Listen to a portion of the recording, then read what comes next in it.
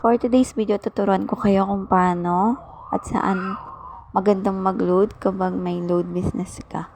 Kung meron kang Shopee, pwede kang mag-load. Pumunta lang sa load and bills. Then, go to buy promo.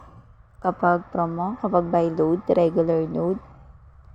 Mas mura kasi dito. Kaya, sulit siya. Kunwari maglo-load ka, magsiselect ka ng telco products nila. Ayan, input your mobile number. Then, hanap ka ng promo na gusto mo. Kunwari yung Go 140. Eh, may existing kang niload. So, tatanggalin mo muna yun.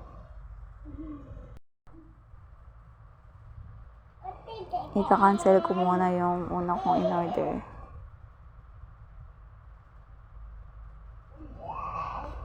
Ayan. And yung niloload ko is Go 140. Tingnan nyo no, 137 lang siya. Hindi pa yun yung total amount nun. Yung 140 naging 110 na lang yung babayaran mo. Thank you for watching. For more info, paki-like and share po ng video ko. Thank you.